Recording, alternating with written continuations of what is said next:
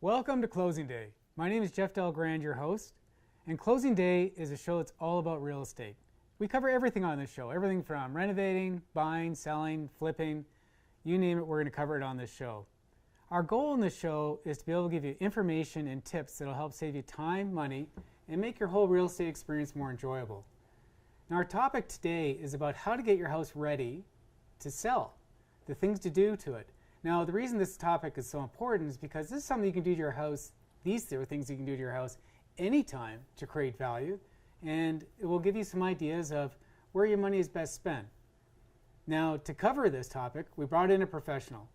We've got Josh Edwards from Fix and List It with us, who does this for a living. He fixes houses up, getting them ready to sell. Josh, thank you very much for being on the show today. Thanks for having me, Jeff. It's a pleasure.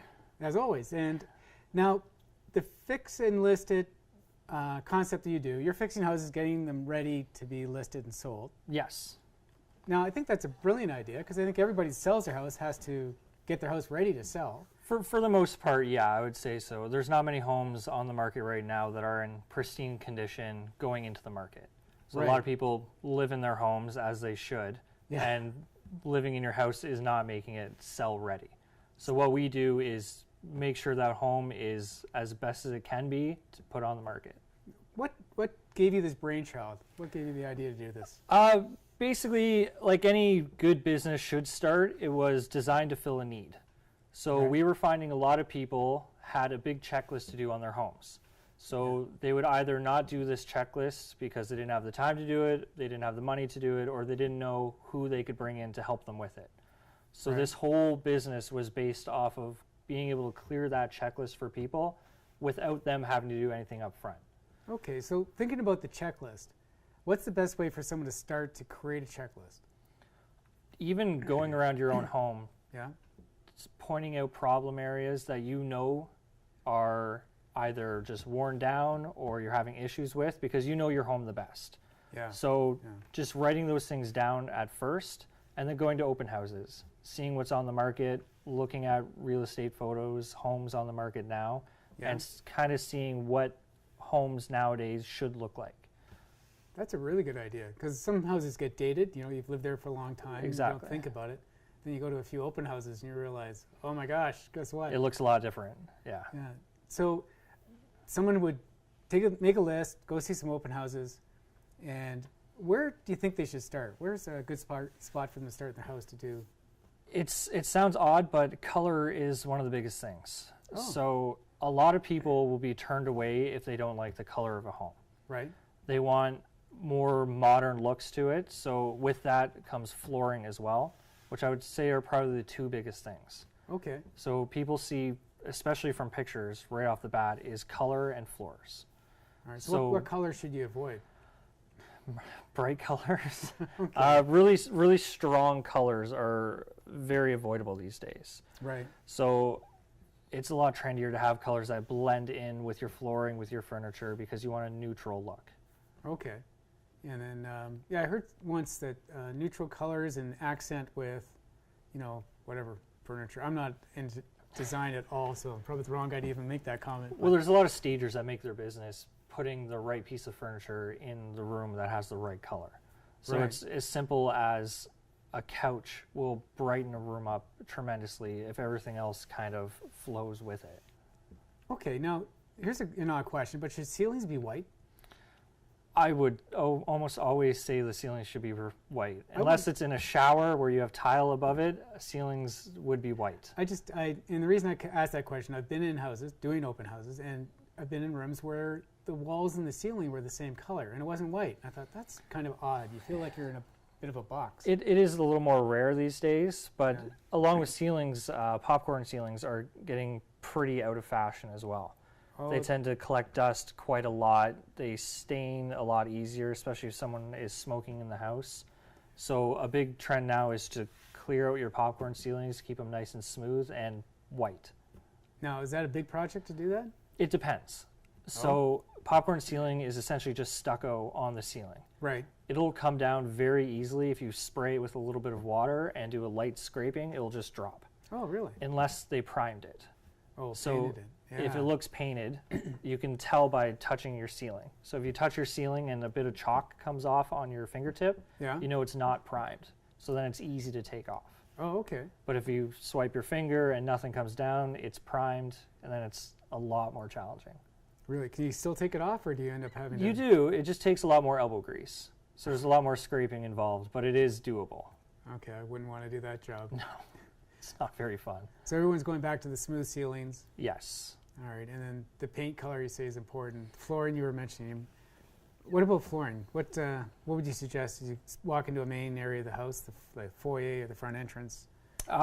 It really depends on the house. There can be a lot of looks that go with each property that you want to maintain. Like farmhouses should have barn boards and stuff like that. It just Yeah. blends with the house. Right. But things to avoid would be carpet on your main level. That's almost completely out these days. You mean I gotta get rid of my shag carpet You now? got to get rid of the shag. It's just not good anymore. It's gotta However come comfy back on in. your feet it is, it's not good anymore. So a lot of people, like I find a lot of times I'm ripping out carpet, getting high-end laminate put in instead of hardwood because it lasts longer Right. and the product itself is better these days, Yeah. and it's more cost effective as well. So carpet is almost always getting ripped out. Is laminate okay at the front entrance? I would say so. Front entries, I'm a fan of tile. Yeah. Like it's the stone look on the entry because it does have the durability that you would need from going in and out. Right. Right. But a high-end laminate is fantastic these days. Like it has the capability to withstand that impacts that you're going to have on your entry. And Right. it looks beautiful too. And you Yeah. don't have to worry about pets scratching like hardwood. Oh, right. Yeah, so that's a big thing as well. If you ever have a pet or you think you're going to have one, laminate is a bit better of an option. Or kids maybe? Kids are going to destroy anything anyway. I think it's an inevitability. Yeah. Yeah, for sure. So you got the laminate, and we were talking once before. You were saying there was something about is it rubber, vinyl? A vinyl, yeah. Okay. So especially more recently, the vinyl products have dramatically increased in quality. Right. So specifically for basements, I always recommend a vinyl floor in the basement. There's product out there that has underpad attached to it. Right. So it's a lot simpler of an installation of you click these vinyl tiles in together. They have a lifetime warranty for residential and they're Really? completely waterproof. They're fantastic. And it's a breeze to put in. So they'd be already for bathrooms as well, if they're waterproof? Yep, bathrooms are completely fine as well. Again, I always kind of fall back on tile for bathrooms because it's Right. a little more traditional. That makes sense. But if you want to do your entire basin and click vinyl, it's completely all right. Okay, so the flooring, the vinyl, or the you call it click flooring or the laminate Yeah. is a good way to go. Now, is there anywhere in the house where you would put carpet, or do you think carpet would be okay? Carpet is really only okay now on second levels and bedrooms. Even the main area of a second level is somewhat frowned upon, but it's a lot of personal opinion. Okay. When people have their bedrooms carpeted, it seemed as all right because it's a lot more common and acceptable. So people don't mind getting out of bed. It's easier to keep clean. You don't have to worry about your entire house being in carpet. All right. Now, when you do carpet, you also have underpad. Yes. All right. Now, what's your suggestion there? There's a lot of different qualities of underpad. Yeah. You can get the cheap stuff. It'll last about 5 years before you really start to notice it Oh, wow. because the underpad is actually what makes your flooring feel soft. So there's a little bit of the carpet is the texture, Yeah. but what's actually soft under your feet is the quality of the underpad. So if you go on the low end, it'll feel just as good as the high end initially, but as time progresses, you can tell an enormous difference. That's a good piece of advice. Yeah. Yeah. People are trying to, save some money at the beginning, then you end up having to do it all over again, or not being happy with what you've got a few years later. Yeah, it really Yeah. it depends on intent. So if someone wants to put it in for their own enjoyment and they know they're going to be there for a while, I would say completely avoid the lower end. Mhm. But if you're looking to sell your home right off the bat, there isn't a huge difference, Right. but there is a cost difference. Yeah, and I've also heard when you sell your home, sometimes you'll put in this beautiful beige carpet, but the people who buy it don't like beige, so they'll buy the house and end up ripping out this brand new carpet. So it's There's always the risk. yeah, I've done renos before on homes that they've made a bunch of money off of them, but the buyer ended up just tearing down the home because they wanted to build something else there. Oh, wow. It forced the buyer to pay a lot more money for the house because we did these renovations, but at the end of the day, I spent a month renovating a house for someone to tear it down. But it happens. That happens. It happens because it's all personal preference. Yeah, it's all about maximizing the value of the home for whoever wants to buy it. Exactly. As long as my seller gets more money than they were going to get before I walked through that door, then I'm happy. Yeah, so where else would where do you think they should start to focus on in the house? We talked about color, flooring. Room by room, kitchens are always good to kind of have as a highlight. Right. If you have a very nice kitchen, it pulls attention to the kitchen. If you have a very bad kitchen, it really pulls attention to the kitchen. Right. So other rooms are more of, they're not a necessity, but a nice kitchen is always nice to have. Yeah, I've heard that kitchens and bathrooms, but the kitchen seems to be the... Kitchen is definitely the priority. Like Right. having nice bathrooms, you could do your whole house. Ideally, your whole house would be up to par and ready to go for the market. Right. But having a nice kitchen, having nice bathrooms, that's what people would like because that's where they're comfortable. Oh, for sure. I mean, my wife and I bought a few houses through the years, and the kitchens always seems to be the make it or break it room. Yeah. Right. So if it's too dated, it doesn't work. So what type of things do you suggest people do in kitchens? Countertops are really my go-to now. Like I almost always put in granite or quartz or some kind of natural stone. Yeah. The fiber board with the veneer covering, I rip those out at almost every place I get into. I don't like them. I know, but everyone had them. Everyone had ago, them, right? and everyone still has them because it's a builder go-to. So it's just a standard thing builders will put into a home because it's easy to do, it's cheap, and it looks like stone. But when I'm prepping a house for the market, I put stone in because that's what people would actually like. They see the real value. Exactly. And then backsplashes as well. So a lot of people still have blank walls behind their countertops, and putting up a backsplash takes a little bit of time and vastly improves the quality. Yeah, I hadn't thought about the backsplash, but that does make a huge difference. Yeah. You think of when you're looking at a kitchen, the backsplash is probably about a quarter of what your visual... Yeah, exactly. It blends your cabinets to your countertop. It creates a smooth line for the eye.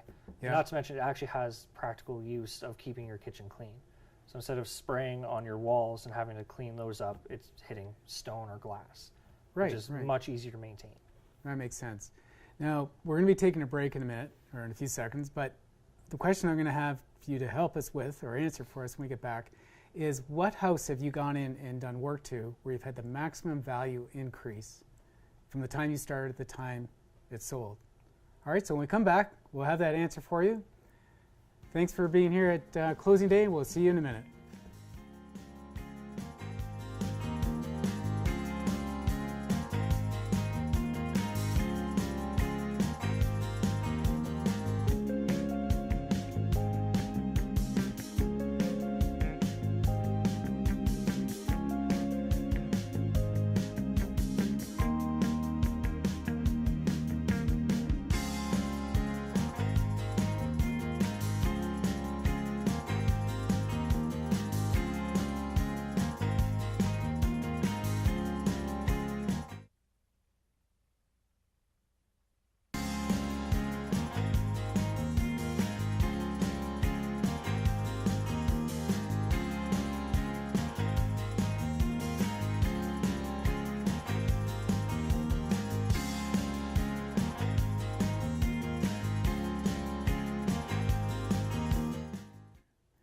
Welcome back to Closing Day.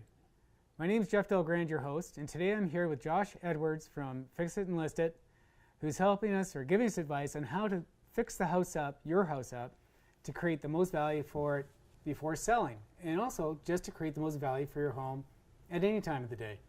Now, we were talking about kitchens before, and we talked about backsplashes, which I hadn't thought would create. I didn't know how much value that creates, but it makes a lot of sense. Yeah.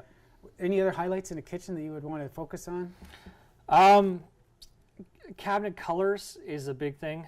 Okay. One of the more common things that we see are the piney yellow cabinets. Yeah. So putting a lot of coats of primer over top of that just to make them white, keep them clean, keep it easy is really valuable. Yeah, that oak color, pine color years ago was like everybody's, we've got to have it. And now nobody wants it. So it's amazing how those things change. Well, yeah, it's just a style change, right? So something that was very popular back then, like shag carpeting, is just completely gone. But I've seen people these days still have shag carpeting in a bathroom. And it just blows my mind when I see it.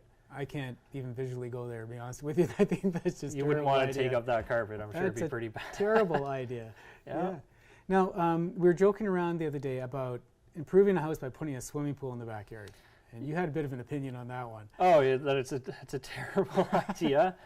If you want to put a swimming pool in your backyard, go to town. But it's $50,000 or $60,000 that you're not going to get back. It's just, there's no added value other than a personal value if you want to go swimming. There's just as many buyers out there that want a swimming pool as don't, and it doesn't drive the price up. Okay, well that's good to know too. Yeah.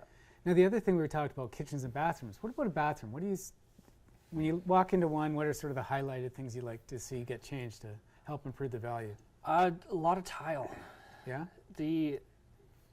Like for showers, for instance. Right. A tiled shower with glass doors looks vastly better than a insert tub with a ducky shower curtain. All right. You know, my wife and I had this conversation last week. You don't have a ducky shower curtain as well. She just won the argument. Yeah, she was saying the same thing. Tile. Yeah. You agree. Tile's the way to go. Tile's the way to go. It lasts forever. It's easy to clean. It's easy to put in. If someone is handy themselves, it's not hard to figure out how to do tile. Okay. As long as you take your time. Yeah. It may not be, well, if someone's doing it themselves, it may not be up to a certain standard, but it's not hard to do if you're wanting to save money. Okay. So you can do a half-decent job yourself and... Completely, yeah. Oh, that's neat to know. Yeah. And, okay, so anything else about... I don't want to run out of the bathroom, but because I know it's an important room. Is there anything else there that you would highlight? Updating your vanity. That's a right. very, very simple thing to do. The vanities are almost always one unit. Mm-hmm. It's 2 water lines and a drain. It's super easy to disconnect, and just taking out an old one and putting in a new one, you can get them for $100 to $300, and it spruces up the bathroom tremendously. Mind you, if you have carpet in the bathroom, you want to take that out too. That's priority. Number one priority, take the carpet out of the bathroom. Yeah.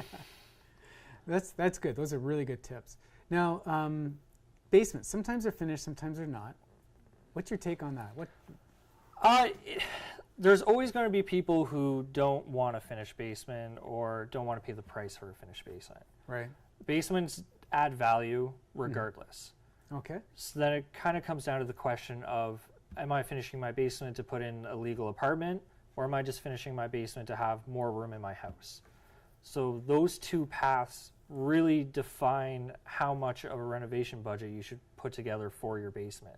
Okay. So a legal apartment involves permits, making sure window sizes are appropriate, fire suppression system, and a second exit. Right. So off the bat, if your house isn't ready for it, you're going to be going into your foundation, and it's going to be a lot of work. There's really no way around it. Right. But if you're looking to finish your basement for the extra space for your home, which also still adds quite a lot of value, it's a much more cost-effective way of doing it. All right. So I'm always intrigued by the legal basement apartments, because I think, especially the way things are today, you know, if somebody is a new first-time home buyer, quite often they need some type of financial assistance to carry that home because they're so expensive today. Yeah. So a legal basement apartment gives you that extra income. Yeah, like there's a lot of properties out there with illegal basement apartments. They go on the market all the time, and it's just they list that there's a bedroom and a second kitchen in the basement. Right. And there's really nothing wrong with selling the house like that. Yeah. But if you're charging someone rent and it's their actual home is that basement, there's a lot of code that you have to be up with before you're ever technically able to take rent. Right. And you should be up to that code too, the fire code especially for the safety. 100% agree. Yeah, when you're dealing with people's safety, you don't cut corners. Right. And from my experience, a house that has a legal apartment in it actually has more value than a house that has an illegal apartment in it. Yeah. So a legal apartment, they're actually able to list how much money they're taking in at the moment. Yeah. So for a lot of people, if they're looking into something like that, the initial cost may be higher and most likely is higher, but that rental income really offsets the cost of their mortgage. Right. So it can be a very lucrative position for buyers to see that my mortgage payment is getting cut by $1,200 because I have one person living in my basement, That's a huge difference. which is enormous. And that's really on the low end. Especially in Orangeville, that wouldn't really happen, but it's too This is low true. for this town. Yeah, especially, you're right, this area. Yeah. Now, is there a ballpark number people could think of if they had a basement that's not finished at all, like just bare walls, if they wanted just average size home, put an apartment in there, what type of cost would they be looking at? I'm not going to hold you to it, but I'm just getting a feel for it. I'm not assuming it's a quote. Yeah.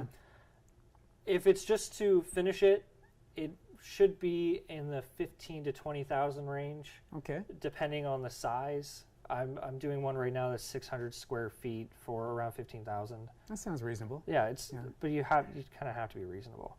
And what about if you put an actual apartment in there? That means kitchen, bathroom. It's over doubling, guaranteed. Yeah. And a lot of that cost, well, not to mention the time frame as well, is probably tripled to be safe. Right. So there's a lot of other factors that get into play, such as city water lines, gas lines. Depending on what you want to do in that basement, there's a lot of things that you need to consider. But even if the cost were $40,000 or $50,000, a mortgage payment on that's only going to be a couple $100 a month. As long as the rent kind of Well, it would. exceeds your cost of the financing for it, it's Yeah. profitable. Which in this case, any case really, if you're putting a legal basement in, it does exceed the cost. Yeah, eventually. So you'll net income because of it, Exactly. and you'll have a legal apartment. It's safe. Yeah, and then no hassles. No, exactly. So you can kind of build it to get that rental income or build it to drive the price up Right. initially.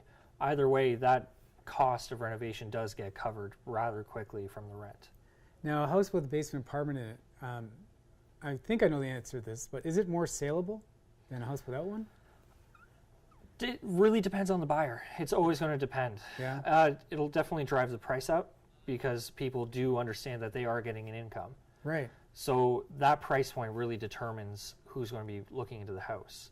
This is true. Yeah, that makes So sense. it's a lot more likely that investors will buy the house just to rent out the upstairs and the basement and get 2 rental incomes instead of 1 than a first-time home buyer to live in the top half and have somebody renting the bottom. Right. Yeah. Okay. I know some that would, but I also know some retired people that want to downsize and still get that extra income. I don't think my fiance would want that. No. No, Okay. we're looking to get our first house, and I really doubt that she would want someone renting in the same house as her. Yeah. But because- personal opinions, no, that you're quite right. Yeah. You're quite right. But it does increase the value of the home, and that's sort of Yes. what we're trying to get without around. question. Now, is there anything on the outside of the home you would touch? Yeah, there's really no place on the home that I wouldn't put my hands on, which is kind of odd phrasing for it. Yeah. But where it would create the most value, right? That's sort of what I'm trying to focus on. But yeah, it really depends on what the house is. Like if you have worn down vinyl in bad disrepair, you almost have to repair it or Okay. replace it. Brick can be very, very outdated. There's a home I did, and I ended up painting the entire exterior of the home because it was brick that was worn down, Oh, okay. and it spruced it up amazingly for a couple $100 for paint. Yeah, So that would it- make a huge difference. Yeah, it's always a case by case, but for the most part, you want the curb appeal. Mhm. Landscaping goes along with that. So if you're looking to put this house on the market, curb appeal is an enormous thing, and Right. the front door as well. That's a huge indicator. A lot of people will see just the front entry, and like that's the imagination they have of coming home every day. Do they want to see themselves going through that door? That's a good point. And I've Yeah. heard from real estate agents saying they've had clients that would get right to a front door of a house they were going to look at and say, nope, before they even go in to take a look at this. Most people want live-in ready. A lot of people don't Yeah. want to do the work, or they don't want the fixer-uppers. They just want to walk in, move their stuff in, and relax. Okay. Now, before we went on break, I was asking you a question about what house have you done work on that's increased the value the most? In other words, if you spend X amount of dollars, the house will go up X amount. But what's sort of one that sticks out in your mind where a house went up really quite a bit in value based on the work you did on it? My favorite one was a detached home in Toronto Yeah. by the North Beaches. When we went in, the valuation was somewhere around $700,000. Yeah. They had an investor try to buy the house from them for that. We spent about $55,000 into the home, Right. and we essentially gutted everything from the basement, main floor, second floor, redid 2 bathrooms, the kitchen. Basically, every floor was refinished, Yeah. and we ended up selling the house for over $960,000. Holy smoke. So it took us 3 months, Right. but within that 3 months, I made them $250,000. I didn't make $250,000 on it, but No, but your expertise but my and knowledge clients did that, right? Yeah. And you talked about the same things you talked about the first half of the show: the flooring, the kitchens, the bathroom, Yeah. the colors. Yeah. Yeah, the colors. So it was a century home, Yeah. and it was a beautiful home. It had good bones, but it needed a lot of cleanup. So we ended up taking all the lath and plaster down, which is a nightmare if you ever have to do it. I won't do it. The home was laced with knob and tube wiring, so that was a complete rip and gut. There was asbestos in the home, so we had to deal with that as well, which slows you down because you have to call the right people to get it removed. Do you get asbestos very often? No, it's rare. What about knob and tube? Knob and tube, it's also a little more rare these days, but Yeah. it really depends on when the house is built. So when we see a home is over 100 years old, we know there's a good chance knob and tube is currently in there. Okay. And when we see that, it's kind of a problem. Because Right. you can't sell a house with knob and tube if it has any connectivity to it. Yeah, can you even get insurance in a house with knob and No. tube? No, not anymore. So your only option really is to rip it all out, Yeah. replace it with proper There, wiring. there is the option of making sure that all the power is cut to all the knob and tube, so none of it is connected, and you can just leave it in the walls, so it's not like you have to tear down every wall to get it out. Okay. But that being said, unless you do it yourself, you don't really know if it's all disconnected. That's amazing. That's great. All right. So, Josh, we've got some really good tips from you today. And we talked about floors, colors, kitchens, bathrooms, knob and tube. Knob and tube. Covered good it old all. knob and Well, tube. thank you very much for all the tips. And thanks for being on the show, Josh. Oh, my And pleasure. thank you, everyone, for watching Closing Day. And this is Jeff Del Grand closing out. We'll see you next time.